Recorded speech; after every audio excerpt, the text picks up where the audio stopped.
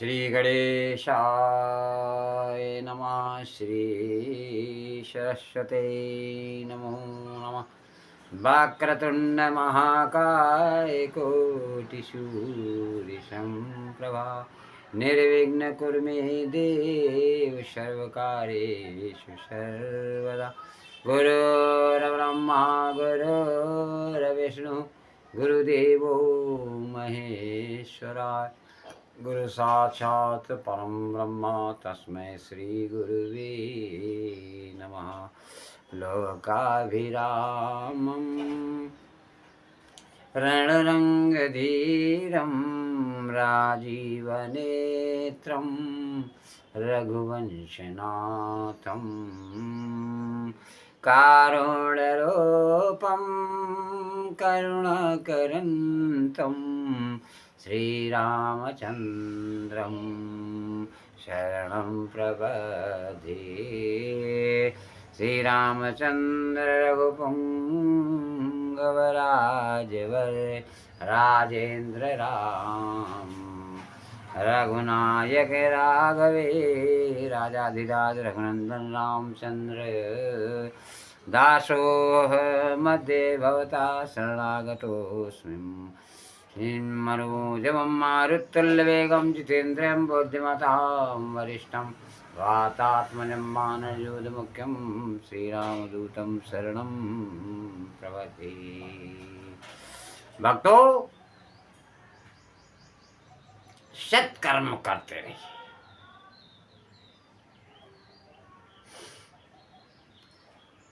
अब इस समय चैत्र नवरात्र आ गया, माँ को मनाने का, नवरात्रों का ये शुभ पर्व और नव वर्ष आप सभी को मंगलमय हो। तो आगे चलते हैं। सत कार्यों का समाज में सदैव अभिनंदन होना चाहिए। सत कार्यों द्वारा सबको सुख शांति मिलती है।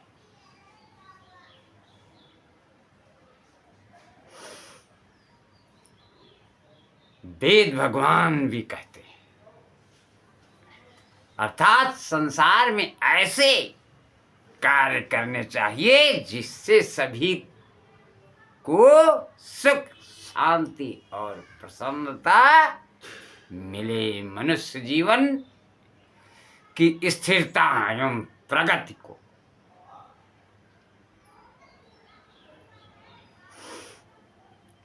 आधार शिला मानते हैं। उसकी कर्तव्य परायणता, यदि हम अपनी जिम्मेदारियों के प्रति उदासीन हों और निर्धारित कर्तव्यों की उपेक्षा करें तो फिर ऐसा गतिरोध उत्पन्न हो जाए कि प्रगति एवं उपलब्धियों की बात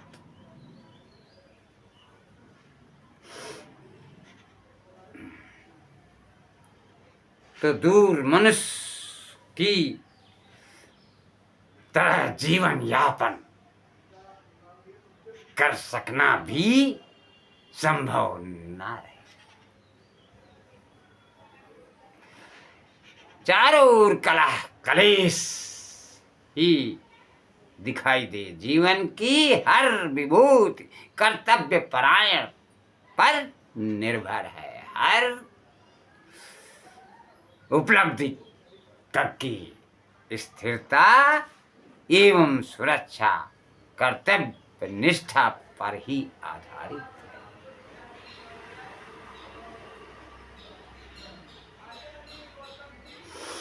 इसे हमें जो बहुमूल्य शरीर मिला है उसे निरोग, परिपुष्ट एवं दीर्घजीवी रखने की जिम्मेदारी हमारी ही है, जिससे कि हम संसार में अधिकाधिक लोग मंगल के कार्य कर सके और बना सके। मन की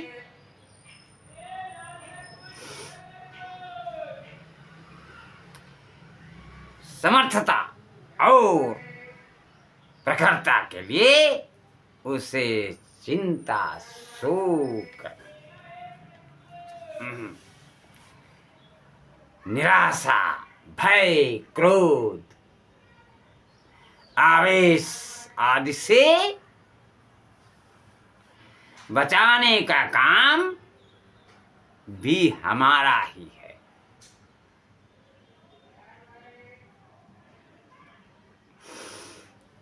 इसी से अंतःकरण में उल्लास, उत्साह, धैर्य, साहस, संतोष, संतुलन, स्थिरता,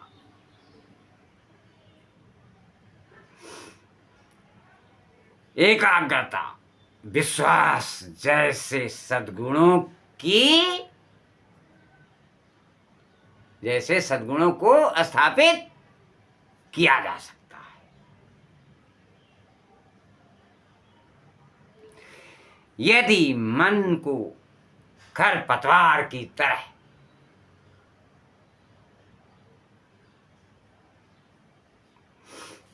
चाहे जहां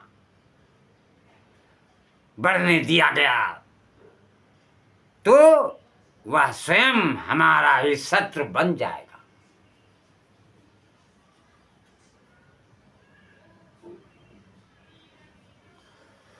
मन को साधने और अपने व्यक्तित्व को सुसंस्कृत बनने की जिम्मेदारी प्रत्येक व्यक्ति की है।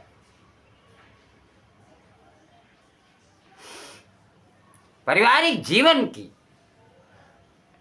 उपलब्धियां अनुपम है, पर यह भी संभव है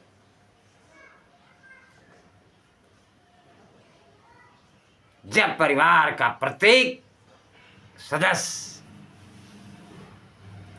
अपने उत्तरदायित्व का उचित निर्वाह करे, सबके स्वास्थ्य, सुविधा, संतोष एवं विकास की हर आवश्यकता को पूरी तत्परता,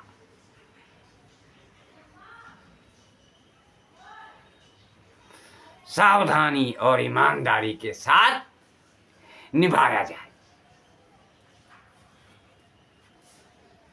बच्चों को सुसंस्कृत और सुव्यवस्थित बनाने के लिए उन्हें यह समय और सहयोग देते रहने की जिम्मेदारी भी हमको पूरी करनी चाहिए।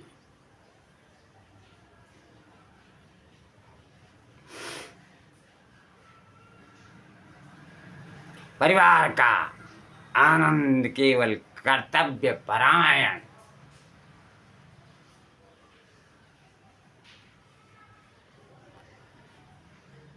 लोग ही ले सकते हैं।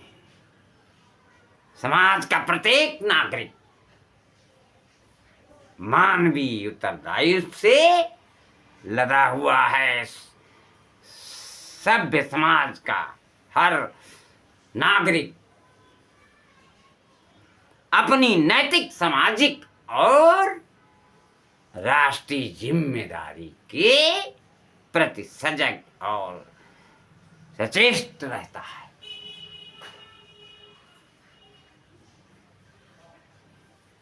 ज्यादा भागा दौड़ी मत करे।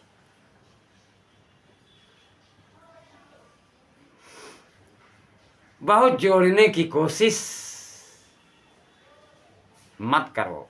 बहुत जोड़ने का मतलब है बहुत गंवाना।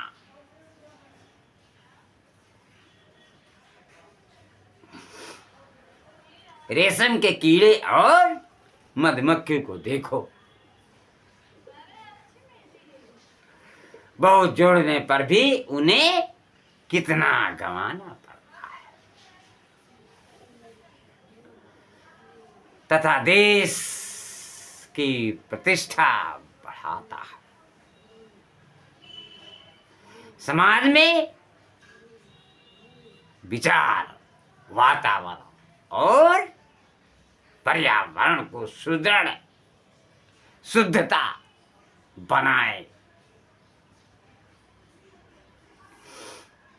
रखना हर व्यक्ति का कर्तव्य है।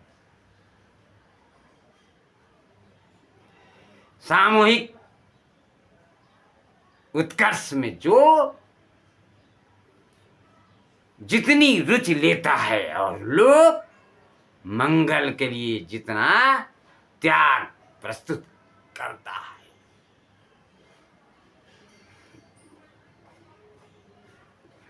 वह उतना ही बड़ा महामानव गिना जाता है। इसलिए सत्कर्म हमेशा करते रहे, समाज में चहुं ओर सुख शांति का वातावरण बने और सभी प्रगति के पथ पर सुगमता पूर्वक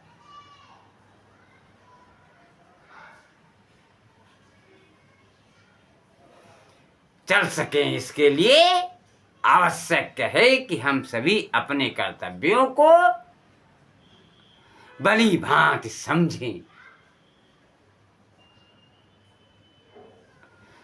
आत्मा की आवाज को सुने और परमात्मा द्वारा निर्धारित कर्तव्यों का पालन करते हुए मानव जीवन को सार्थक बनाने का प्रयत्न करें।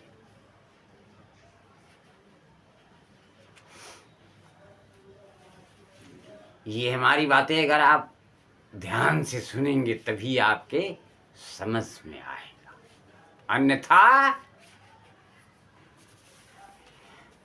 सुन के किनारे कर देंगे तो समझ में नहीं आएगा।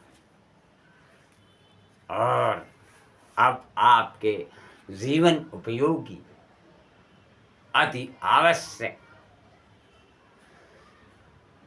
पूजा पाठ जब तब करते समय ध्यान रखने योग्य कुछ आवश्यक बातें बताते हैं, जो आप लोग अपने अगर जीवन में उतार लेंगे तो भगवान की कृपा आपके ऊपर सदैव बनी रहे। पूजा पाठ में किस तरह की मूर्ति, कौन सी मूर्ति और उसके खड़े होने पर क्या प्रभाव पड़ता है मूर्ति के, और लेटे होने पर क्या प्रभाव पड़ता है, और बैठे होने पर क्या प्रभाव पड़ता है, किस तरह की मूर्ति, किस वस्तु की मूर्ति आपके प्रयोग में अति उत्तम आपको फल देगी, ऐसी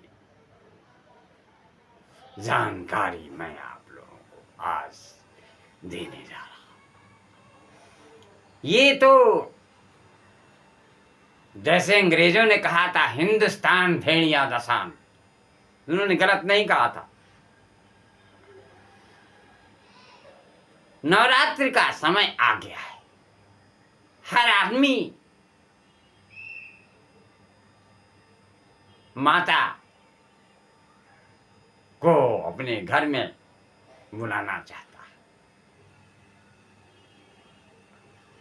पर कलश स्थापना की विधि, पूजा की विधि, दुर्गा सप्तशती का पाठ और अन्य कैसे करें, इसका ज्ञान लिए बिना सब अपने अपने रास्ते पर चल रहे हैं। फिर बाद में कहते हैं कि अरे इतना पूजा पाठ किया फिर भी कोई फल प्राप्त नहीं हुआ, समय बर्बाद किया। तो भगवान को दोषी मत बनाए, अपने आप स्वयं सोचें कि क्या शुद्ध है, क्या अशुद्ध है, किससे क्या फल मिलता है।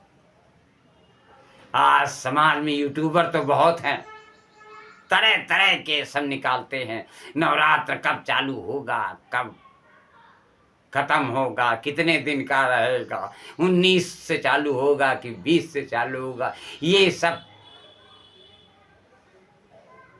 यूट्यूबर हैं, फॉलोवर बढ़ने के लिए कई कई उपाय करते हैं। माँ की सौगंध, बाप की सौगंध, रिश्तेदारों की सौगंध देंगे कि आप सब्सक्राइब करें, लाइक करें। तरह तरह के भगवान को भी दोषी बनाते हैं, मूर्ति उनमें प्रकट करके। आपने देखा होगा कि यूट्यूब चलाते हैं तो देखा कि फलाने चीज़ कहने, अरे आपकी भगवान के रूप में कहेंगे, कहीं काली माता का रूप दिखाएंगे, कहीं हनुमान जी का रूप दिखाएंगे, कहेंगे अरे सब्सक्राइब कर दो, लाइक कर दो, नहीं तो तुम्हारी माँ मर जाएगी, तुम्हारे पप्पा मर जाएंगे, तुम्हारे नाना मर जाएंगे, तुम्हारे मामा मर जाएंगे। ये क्या है? अपने फॉलोअर बढ़ाने के लिए आप भगवान की फोटोओं का इस्तेमाल कर रहे हैं, मूर्तियों का इस्तेमाल कर रहे हैं। कितने शर्मिंदगी की बात है। तो आप लोग, ये मेरा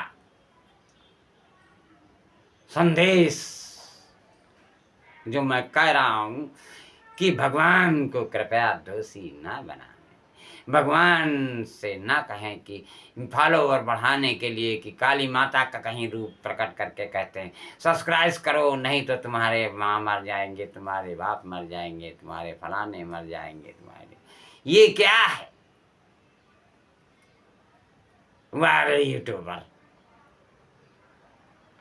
तो दोस्तों, ये सब तो जो बात है वो खत्म है। भक्तों, पूजा करते समय ध्यान रखें, चांदी की मूर्ति का पूजा करने से पितृ तृप्त होते हैं। बैठी मूर्ति की पूजा से कर्ज खत्म होता है। पीतल की मूर्ति की पूजा करने से वंश वृद्धि होती है।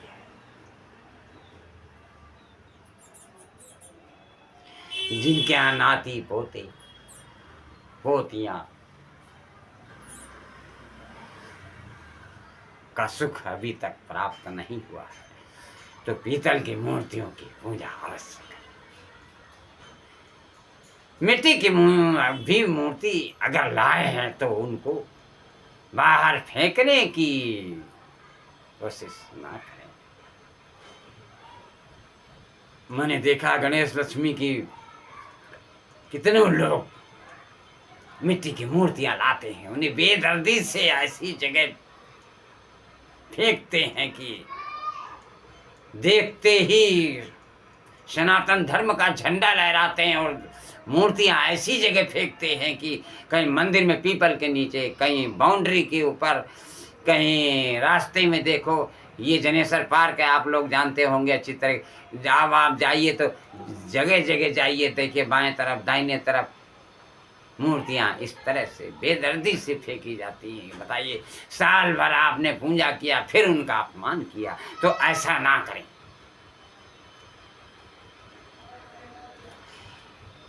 लेटी हुई मूर्ति की पूजा करने से बीमारी खत्म होती है।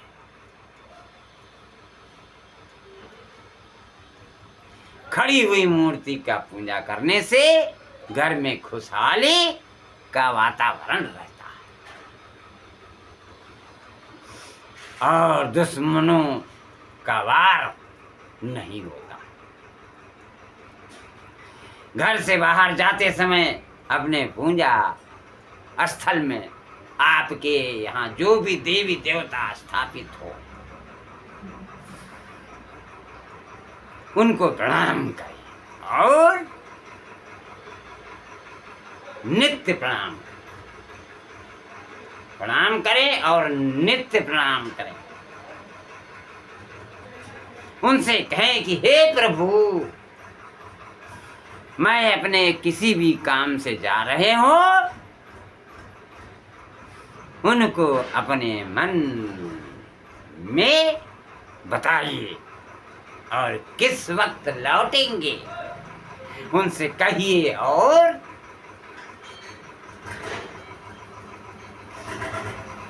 वापस आकर सर्वप्रथम पूजा घर में जाकर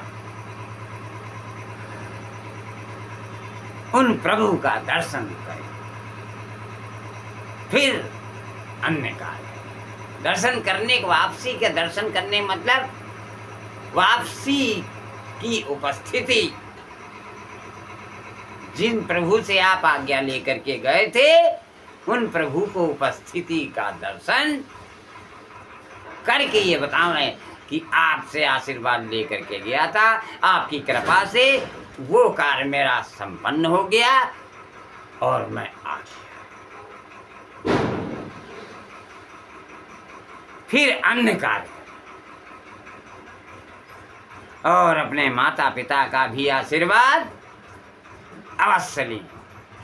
अब आप कहेंगे इससे क्या फायदा? इतना प्रभु से आपका कहना आपका, जैसे आपने कहा इन सब से क्या फायदा, तो मैं उसके लिए बताता हूं कि आपका इतना कहना भगवान से आशीर्वाद लेकर के जाना, माता पिता से आशीर्वाद लेके जाना, फिर उनके सामने उपस्थिति वापसी में प्रदान करना आपका सुरक्षा कवच बन जाता है।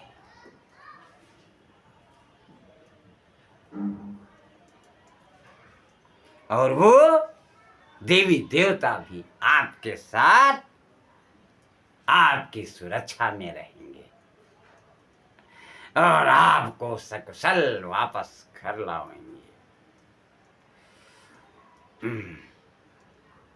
जो लोग प्रणाम नहीं करते वो करके देखें, क्योंकि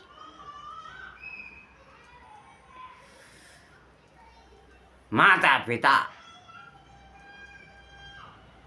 पिता तो तुम मेरे, शरण गहूं मैं किसकी। भगवान को भी अपने माता पिता समझिए। आरती में आपने सुना होगा ओम जय जगदीश हरे में, मात पिता तुम मेरे, शरण गहूं मैं किसकी, स्वामी शरण गहूं मैं किसकी। तो उनको भी माता पिता समझिए, भगवान को भी, क्योंकि समस्त देवी देवता आपके घर में स्थापित है।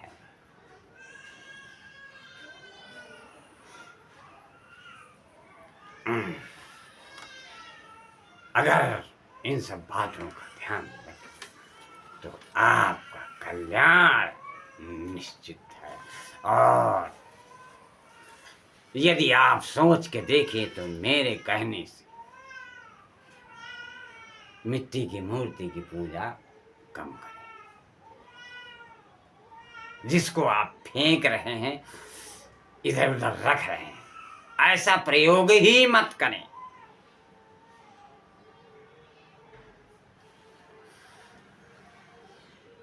क्योंकि दुनिया मेरी नहीं तो दुनिया तेरी भी नहीं। लक्ष्मी जी से एक ही प्रार्थना है,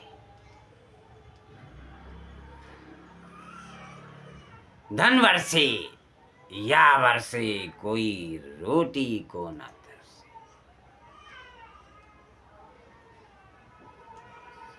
इसी के साथ मैं अपनी वाणी को